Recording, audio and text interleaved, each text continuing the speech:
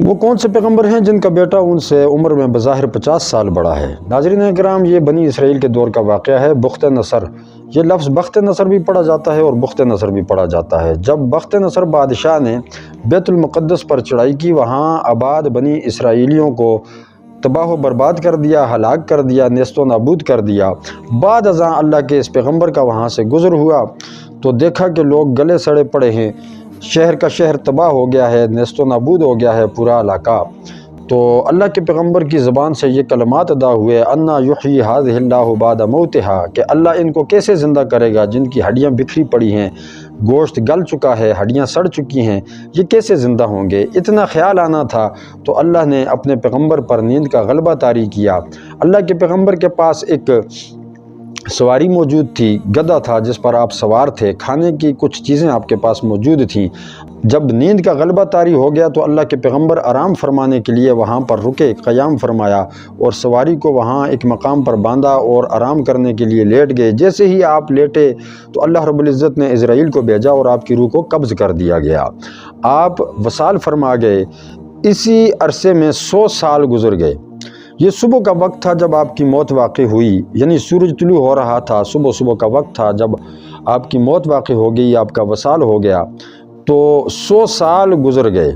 علماء فرماتے ہیں کہ جب آپ کو وصال فرمائے ہوئے 70 سال کا عرصہ گزرا تو اس کے بعد ایران کے بادشاہوں میں سے ایک بادشاہ کو اللہ نے یہ ہمت عطا فرمائی کہ وہ بیت المقدس آیا اور اس نے آ کر دوبارہ سے بیت المقدس کو آباد کیا۔ اور لوگوں کو جب پتہ چلا بنی اسرائیلیوں کو کہ اس طرح بیت المقدس دوبارہ آباد ہو چکا ہے، تو بنی اسرائیلی وہاں پر دوبارہ لوٹ کر آئے، کچھ بیت المقدس کے قریب، کچھ گرد و نواح میں وہاں آباد ہوئے، ان کی آبادی بڑھتی گئی، پہلے سے بھی بہتر طریقے سے بیت المقدس کو آباد کر دیا گیا۔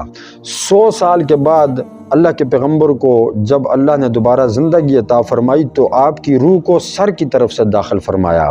پھر آپ کی آنکھوں میں جب جان آئی، آنکھیں کھول کر آپ نے دیکھا کہ آپ کا جسم تو بکھرا پڑا ہے، ٹانگیں الگ ہیں، ہاتھ الگ ہیں، پاؤں الگ ہیں، بازو الگ پڑے ہیں، جسم کا ہر عضو جو ہے وہ الگ الگ پڑا ہوا ہے۔ اللہ کے پیغمبر یہ دیکھ کر حیران ہوئے تو اللہ کی قدرت میں اکٹھا ہونا شروع ہو گیا، ہڈیاں جڑ گئیں اور آپ کے جسم پر گوشت چڑھنا شروع ہو گیا۔ گوشت پوست جب صحیح سلامت ہو گیا تو اللہ کے پیغمبر ہوش میں آئے تو اللہ نے پوچھا کہ میرے پیغمبر بتا کتنا عرصے تک یہاں پر سویا رہا؟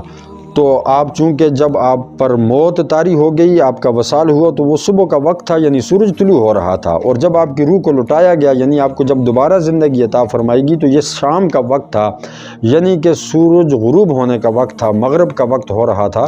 تو اس اندازے سے آپ نے دیکھ کر کہا کہ یا اللہ میں تو ایک دن سویا ہوں، یومن او بعد یوم، یا پھر آدھا دن سویا ہوں، ایک دن بھی مکمل نہیں ہوا مجھے۔ تو اللہ رب العزت نے فرمایا نہ میرے پیغمبر، تو 100 سال تک یہاں پر سویا رہا۔ آپ کو تعجب ہوا یہ کیسے ممکن ہے؟ تو اللہ رب العزت نے فرمایا کہ ہم نے تجھے موت کی حالت میں رکھا، مردہ حالت میں رکھا، اور 100 سال ہو گئے تجھے یہاں پر مرے پڑے ہوئے۔ ناظرین کرام، عرض کرنے کا مقصد یہ ہے کہ جب آپ پر موت طاری ہو گئی، آپ کا وصال ہوا، تو اس وقت آپ کی عمر 50 برس کی تھی، اور آپ کے وصال فرمانے کے بعد آپ کے گھر میں اللہ رب العزت نے بیٹا عطا فرمایا، جو کہ زندگی کے ایام گزارتے گزارتے 100 سال کا عرصہ گزر گیا۔ جب عزیر علیہ السلام کی زندگی واپس لوٹائی گئی تو اس وقت آپ کے بیٹے کی عمر تھی 100 سال، اور عزیر علیہ السلام کو جب زندگی دوبارہ دی گئی تو آپ کو وہاں سے ہی زندگی دوبارہ عطا فرمائی گی جہاں سے آپ کی روح کو قبض کیا گیا تھا، یعنی 50 سال کی عمر میں آپ کی روح کو قبض کیا گیا اور 50 سال کی ہی عمر میں آپ کی روح کو دوبارہ لٹایا گیا۔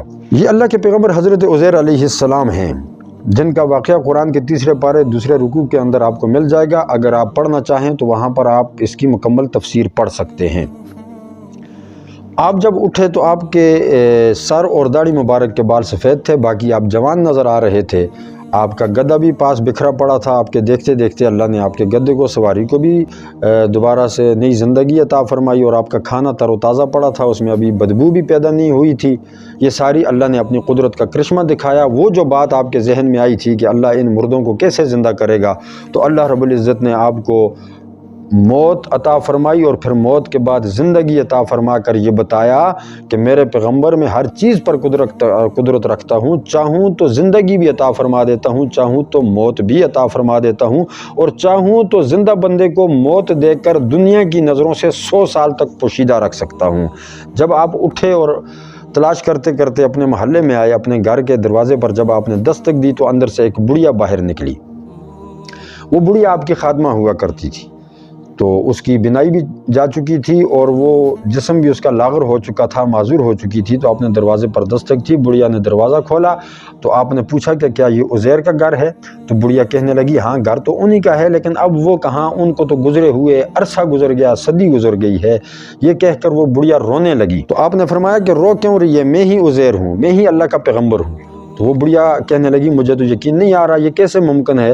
اگر آپ پیغمبر ہیں اللہ کے، آپ عزیر علیہ السلام ہیں، تو وہ تو مستجاب الدعوات تھے، ان کی دعا قبول ہوا کرتی تھی۔ تو آپ دعا فرمائے میرے لیے کہ اللہ مجھے دوبارہ سے جوانی عطا فرمائے، نئی زندگی عطا فرمائے، میرا معذور پن ختم ہو جائے اور مجھے آنکھوں کی روشنی مل جائے۔ تو اللہ کے پیغمبر نے دعا فرمائی تو اللہ نے اس بڑھیا کو بھی دوبارہ سے جوانی بھی عطا فرمائی، آنکھوں کی بینائی بھی عطا فرمائی، اور اس کا معذور پن بھی میرے رب نے ختم فرما دیا۔ ناظرین کرام، وہ بڑھیا اللہ کے پیغمبر کو لے کر ایک مقام پر پہنچی جہاں پر لوگوں کا ہجوم تھا، لوگ اکٹھے تھے، بیٹھے تھے۔ تو اس بڑھیا نے آواز لگائی کہ یہ اللہ کے پیغمبر عزیر علیہ السلام لوٹ آئے ہیں۔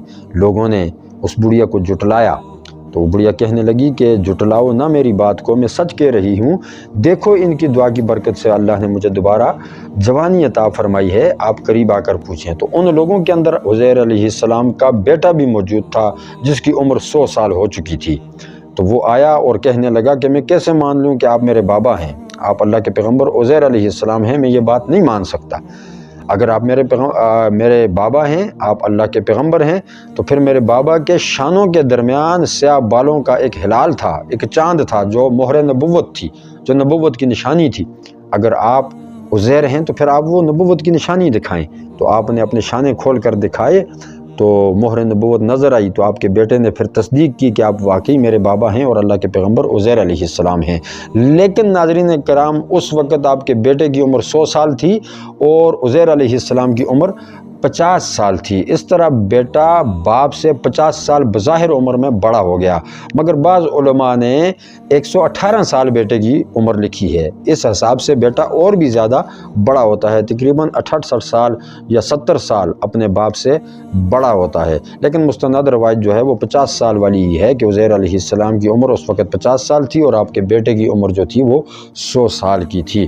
تو عزیر علیہ السلام نے یہ سارا منظر دیکھا اور رب کی بارگاہ میں عرض کیا کہ مولا، مجھے پہلے بھی یقین تھا کہ تو ہر چیز پر قدرت رکھتا ہے، اب عین الیقین ہو گیا، اب میں نے اپنی آنکھوں سے دیکھ لیا کہ واقعی تو مردوں کو زندگی عطا فرماتا ہے، تو چاہے تو کیڑوں کو پتھروں کے اندر رزق عطا فرماتا ہے، تو زندگی بھی عطا فرمانے والا ہے، تو موت بھی عطا فرمانے والا ہے، اور کل قیامت میں تو ہی ہے جو ہمیں موت دے کر دوبارہ زندگی عطا فرمائے گا۔ اللہ رب العزت ہمیں صحیح معنوں میں دین کی سمجھ عطا